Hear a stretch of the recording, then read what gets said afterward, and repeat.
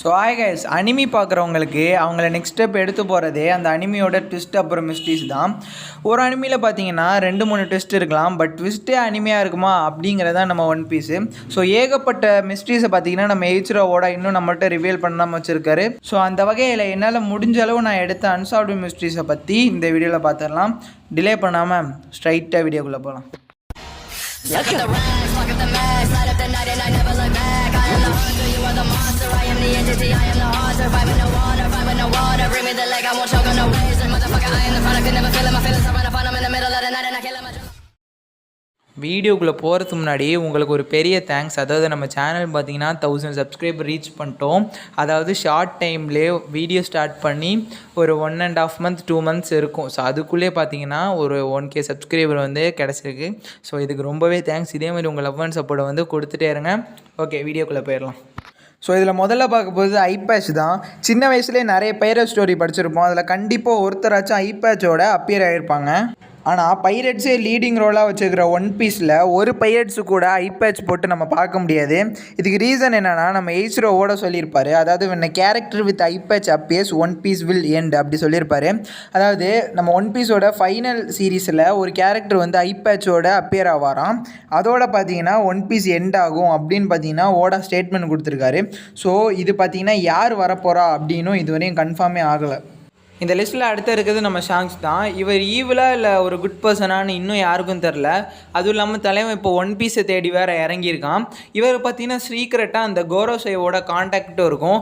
அதுவும் இல்லாமல் Holi nights மெம்பரை reveal பண்ணும்போது அதில் சென்டரில் உள்ள மெம்பர் இவரை மாதிரியே தான் இருப்பார். இவர் தான் எல்லோரும் சொல்கிறாங்க. அதுவும் இல்லாமல் லூஃபியை வந்து இவர் தான் கம் ஃப்ரூட்டை வந்து சாப்பிட வச்சுருப்பார். அதாவது ஹிட்டோ நோமியை. அதுவும் இல்லாமல் இவருக்கு பார்த்தீங்கன்னா அதோட ரப்பர் ப்ராப்பர்ட்டின்னு எப்படி தெரிஞ்சிருக்குங்கிற தியரியும் பயங்கரமாக போயிட்டுருக்கு. ஸோ இவர் ஈவிலாக குட் பர்சனானும் இன்னும் தெரில.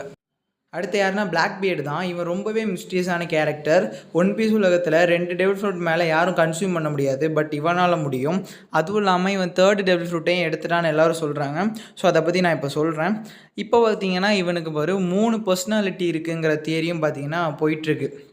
அதாவது இவன் பார்த்தீங்கன்னா செர்பரஸ், இந்த 3 தலை உள்ள நாயோட டெவில் ஃப்ரூட்டை பார்த்தீங்கன்னா இவன் மித்திக்கல் ஜோன்ட்டே வச்சுருக்கான். ஸோ அதனால தான் இவனாட்டி 3 டெவில் ஃப்ரூட்டே வந்து கன்சியூம் பண்ண முடியுதுன்னு எல்லோரும் சொல்கிறாங்க. பட் என்னன்னு இன்னும் யாருக்கும் தெரில. ரீசெண்டாக கூட எக்கெட்டில் பிளாக் பீட் பேர்ஸோட 2 பேர் வானாகரும் டெவானும். இதில் டெவான் பார்த்தீங்கன்னா சாட்டனோட ஃபேஸை வந்து டச் பண்ணிட்டு போவாங்க. ஸோ அவங்க 2 பேருக்கும் சாட்டனுக்கும் கான்வர்சேஷன் நடக்கும். அதில் தான் டீச்சோட பிளட் லைன் பற்றி வந்து சொல்லியிருப்பாங்க. ஸோ இவரோட பிளட் லைனும் பார்த்தீங்கன்னா ஒரு டிஃப்ரெண்ட்டான பிளட் லைன். ஸோ அதனால கூட தான் இவரால் 2 டெவில் ஃப்ரூட் கன்சியூம் பண்ண முடியுதோ, ஒரு வேளை இருக்கலாம். இப்போது பிளாக் பியர்டோட 3rd டெவில் ஃப்ரூட்டை பற்றி பார்த்துடலாம். அதுக்கு முன்னாடி ஷாங்ஸோட ஐயில் உள்ள ஸ்காரை நீங்கள் நோட் பண்ணியிருந்தீங்கன்னா தெரியும். இதை வந்து ஒயிட் பியர்ட்டை ஷாங்ஸே சொல்லியிருப்பார், இது எனக்கு பிளாக் பியர்டு கொடுத்த ஸ்கார் தான் அப்படின்னு. ஆனால் அந்த ஸ்காரை நீங்கள் பார்த்தீங்கனாலே தெரியும், அது நார்மலாக கிடச்ச ஸ்கார் மாதிரி இல்லை. அதாவது கிளாஸ் ராட்சச நகங்களால் ஒருத்தரோட கண்ணை வந்து கீர்னா எப்படி இருக்கும் அந்த மாதிரி இருக்குது. ஒருவேளை பிளாக் பியர்டு பார்த்தீங்கன்னா ஆல்ரெடி அவரோட மித்திகல் ஜோன் டைப் ஃப்ரூட் ஏதாச்சும் அவைக்கன் பண்ணிட்டாரா இல்லை சாப்பிட்டாரா என்னன்னு தெரில. அந்த ஸ்காரு பார்த்தீங்கன்னா அப்படி டிஃப்ரெண்ட்டாக இருக்குது. ஸோ இதுவும் பார்த்தீங்கன்னா ரொம்பவே மிஸ்ட்ரியாக இருக்குது. அடுத்த லிஸ்ட்டில் மங்கி டி டிராகன் தான். இவர் பார்த்தீங்கன்னா ஒஹாரா இன்சிடெண்ட்டுக்கு அப்புறம் ரெவல்யூஷனரி ஆர்மியை ஃபார்ம் பண்ணியிருப்பார். பட் இவர் என்ன தான் கிரட்ஜை ஹோல்ட் பண்ணுறான்னு தெரில நம்ம வேர்ல்டு கவர்மெண்ட்டுக்கு எதிராக. அதாவது வேர்ல்டு கவர்மெண்ட் வந்து எப்படிப்பட்ட ஆர்கனைசேஷன்னு தெரியும். ஸோ அவங்களே எதிர்க்க ஒரு கட்ஸ் வேணாமா தலைவனுக்கு. ஸோ இப்படிப்பட்ட ஆர்கனைசேஷனை எதிர்க்க ரெவல்யூஷனரி ஆர்மியை ஃபார்ம் பண்ணியிருப்பார் நம்ம டிராகன். அதுவும் இல்லாமல் இவர் டெவில் ஃப்ரூட் பவர் வந்து வின் டைப் ஃப்ரூட்டுன்னு எல்லோரும் சொல்கிறாங்க. அது இனிமேல் தான் ஓட ரிவீல் பண்ணணும். ஸோ இந்த விதத்தில் நம்ம மங்கி டி டிராகனோட கேரக்டரும் பார்த்தீங்கன்னா ஒரு மிஸ்டீரியஸான கேரக்டர்னே சொல்லலாம். அடுத்து இருக்குது நம்ம ஜுனிஷா தான். இதுவும் பார்த்தீங்கன்னா ரொம்பவே பெரிய எலிஃபண்ட்டு. இது வந்து கடந்த 800 வருஷமாக ஒரு பனிஷ்மெண்ட்டால் சஃபர் ஆகிட்டுருக்கு. அதாவது ஜுனிஷாவுக்கு வந்து ஜாய் பாய் தான் அந்த பனிஷ்மெண்ட் கொடுத்தாங்கன்னு எல்லோரும் சொல்கிறாங்க. அந்த சீயை பார்த்தீங்கன்னா சுற்றி ஜுனிஷா வந்து நடந்துக்கிட்டே இருக்கும். அந்த பனிஷ்மெண்ட் வந்து யார் ஜுனிஷா கொடுத்தான்னு இன்னும் யாருக்குமே தெரியாது. ஸோ இது பார்த்தீங்கன்னா ஜுனிஷா வந்து ஜாய் பாயோட காலத்துலேருந்தே இருக்கிறதுன்னு நம்ம எல்லாருக்கும் தெரியும். ஸோ ஜுனிஷாவுக்கு வந்து வாய்டு செஞ்சுரியில் என்ன நடந்திருக்குன்னு கன்ஃபார்ம் தெரியும்னு நான் நினைக்கிறேன். ஸோ இந்த வகையில் ஜுனிஷாவும் பார்த்தீங்கன்னா ஒரு மிஸ்டீரியஸான கேரக்டர்னே சொல்லலாம். நம்ம தலைவன் ஜாய் பாய் இல்லாமல் எப்படி இவர் தான் ஒன் பீஸே வச்சுருப்பார். அதுவும் இல்லாமல் இவர் தான் லூஃபியோட ஃப்ரூட்டோட ப்ரீவியஸ் யூசர். இவர் பார்த்தீங்கன்னா ஏன்ஷியன் கிங்டமோட கிங்குன்னு எல்லோரும் சொல்கிறாங்க. அதுவும் இல்லாமல் இவர் ஒரு போனி கிளிஃப்லேயும் பார்த்தீங்கன்னா ஒரு போனி கிளிஃப்லேயும் அவங்க வந்து பொசைடன் இப்போ உள்ள மெர்மைட் பிரின்சஸ்கிட்ட வந்து சாரி கேட்குறாங்க ஜாய் பாய். அதாவது ஜாய் பாய் வந்து ஒரு ப்ராமிஸ் வந்து கொடுத்துருப்பாரு, ஆனால் அவராட்டி அதை நிறைவேற்ற முடியல. ஸோ ஜாய் பாய் வந்து அந்த ப்ராமிஸை நிறைவேற்றுறதுக்காக கண்டிப்பாக நான் வருவேன், திருப்பி வருவேன்னு சொல்லியிருக்காரு. ஸோ அவரோட ரீஎன்கார்னேஷன் தான் லூஃபின்னு எல்லோரும் சொல்லிகிட்டு இருக்காங்க. அதுவும் இல்லாமல் ஜாய் பாயோட ஸ்ட்ரா ஹேட் அதுவும் பார்த்திங்கன்னா இன்னும் மிஸ்டீரியஸாக இருக்குது. ஸோ அதை பற்றி சொல்கிறேன். ஸோ இந்த வகையில் ஜாய் பாயோட மிஸ்ட்ரியும் பார்த்திங்கன்னா இன்னும் ரிவீல் ஆகாமே இருக்குது. அதுவும் இல்லாமல் இப்போது சொல்ல போகிற கேரக்டர் வந்து ரொம்ப டெரிஃபைங்கான மிஸ்டீரியஸ் கேரக்டர். அதான் நம்ம இவங்க பார்த்திங்கன்னா ஏன்ஷியன்ட் கிங்டமை எதிர்த்து போரிட்ட அந்த 20 கிங்டம்ஸில் இவங்களும் ஒருத்தவங்க. இவங்க பார்த்திங்கன்னா யாருமே வந்து ராஜா கிடையாது, யாருமே கிங்காக இருக்கக்கூடாது அப்படின்னு பார்த்திங்கன்னா 20 பேரும் அந்த த்ரோனுக்கு நேராக அவங்களோட ஸ்வாடை பார்த்திங்கன்னா குத்தி வச்சுருப்பாங்க. ஸோ அந்த ஸ்வாடில் ஒரு ஸ்வாட் வந்து மிஸ் ஆகிடும். அது வந்து நம்ம லில்லியினால தான் போனிகிளிஃப் எல்லாம் வந்து பரவினுச்சு அப்படின்னு வந்து நம்ம இமுக்கு தெரியும். அதுவும் இல்லாமல் டி கிளான் மெம்பர்ஸை பார்த்திங்கன்னா காட்ஸோட ஆப்போசர்ஸ்னு சொல்கிறாங்க. ஸோ ஜுனிசாய்க்கும் ஜாய் பாய்க்கும் இருக்கிற கனெக்ஷன் என்னன்னு தெரியாது. அதே மாதிரி நம்ம லில்லிக்கும் ஜாய் பாய்க்கும் இருக்கிற கனெக்ஷன் என்னன்னு தெரியாது. ஸோ இமுவோட பவரும் இன்னும் ஃபுல்லாக ரிவீல் பண்ணல. ஸோ இவங்களும் பார்த்திங்கன்னா ரொம்பவே மிஸ்டீரியஸான கேரக்டராகவும் இருக்காங்க. அடுத்த நம்ம ஜெயன் ஸ்ட்ராஹெட் தான். இமு பார்த்திங்கன்னா அவங்களோட ஒரே ஒரு ரூமில் ஒரு ஜெயன் ஸ்ட்ராஹெட்டை வந்து அடைச்சி வச்சுட்டு லூஃபியோட வாண்டர் போர்ட்ஸை எடுத்து பார்த்துட்ருப்பாங்க. ஸோ அந்த பிக்லாம் பார்க்க டெரிஃபைங்காக இருக்கும். ஸோ இமுக்கும் அந்த ஜெயன் ஸ்ட்ராஹெட்டுக்கும் என்ன சம்மந்தம், இமுக்கும் அந்த ஜாய் பாய்க்கும் என்ன சம்மந்தம், எல்லாத்தையும் பார்த்திங்கன்னா இன்னும் ரிவீல் பண்ணணும். அதாவது சொல்லிகிட்டே போகலாம். இந்த மாதிரி சொல்லணுன்னா இதுக்கெல்லாம் கண்டிப்பாக ஓடா வந்து ரிவீல் பண்ணுவாருன்னு நம்ம நம்புகிறோம் கூடிய சீக்கிரம். அடுத்தது இந்த ஏன்ஷியன்ட் கிங்டம் தான். அந்த வாய்டு செஞ்சுரியில் ஏஷியன் கிங்டம்மை அழிச்சிட்டாங்கன்னு எல்லாருக்கும் தெரியும்.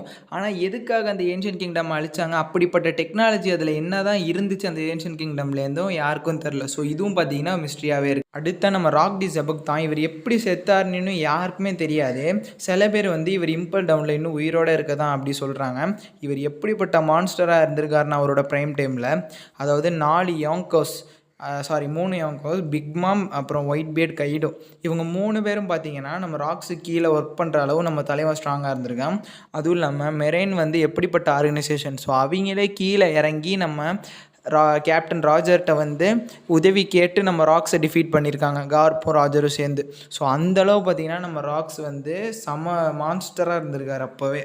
அடுத்த பார்க்க போகிறது கிங் லோக்கி தான். இவங்க தான் ஜெயன்ஸோட வந்து கிங்கு. இவன் பார்த்தீங்கன்னா பிக்மாமோட பொண்ணு லோலாவுக்கு வந்து ப்ரப்போஸ் பண்ணியிருப்பான். ஸோ லோலா வந்து அதை அக்செப்ட் பண்ணாமல் போயிருப்பாங்க. ஸோ அதனால் பிக்மாமுக்கு வந்து லோலா மேலே செம்ம டென்ஷனாக இருப்பாங்க. ஸோ பார்த்து இந்த கிங் லோக்கியை பார்த்தீங்கன்னா இன்னும் ரிவீல் பண்ணாமல் இருக்காங்க. அதாவது லோக்கி பார்த்தீங்கன்னா ஒரு எக்ஸ்ட்ரீம் பவர்ஃபுல்லான ஜெயண்ட்னு எல்லோரும் சொல்கிறாங்க. ஸோ வந்து இவரையும் கூடிய சீக்கிரத்தில் ரிவீல் பண்ணுவார்னு நான் நம்புகிறேன். அடுத்து வந்து மேடம் ஷெர்லியோட ப்ரெடிக்ஷன் தான். நம்ம ஃபிஷ்மேன் ஐலாண்ட் ஆர்க்கில் லூஃபி வந்து ஃபிஷ்மேன் ஐலாண்டே டெஸ்ட்ராய் பண்ணுற மாதிரி மேடம் ஷெர்லியோட ப்ரெடிக்ஷன் இருந்திருக்கும். ஸோ ஒருவேளை ஒரிஜினலாகவே லூஃபி ஈவிலாக மாதிரி ஃபிஷ்மேன் ஐலாண்டை டெஸ்ட்ராய் பண்ணுறாரா, இல்லை ஃபிஷ்மேன் ஐலாண்டை வந்து மேலே எடுத்துகிட்டு போகிறாரா, காப்பாற்றுறாரா அப்படின்னு பார்த்தீங்கன்னா யாருக்கும் தெரில. ஸோ இது வந்து ஃப்யூச்சரில் காட்டுறதுக்கு வாய்ப்புகள் நிறைய இருக்குது. அடுத்து வந்து லூஃபியோட மாம் தியரி. நிறைய பேர் என்ன தான் குரோக்கோமம் தியரின்னு சொன்னாலுமே எனக்கு அதில் சுத்தமாக நம்பிக்கை இல்லை. குரோக்கடைல் வந்து கன்ஃபார்ம் லூஃபியோட அம்மாவாக இருக்க வாய்ப்பும் இல்லை. ஸோ எனக்கு தெரிஞ்சு லூஃபியோட அம்மா வந்து ஓடா முன்னாடியே ரிவீல் பண்ணிட்டார் அப்படின்னு சொல்லுவாங்க.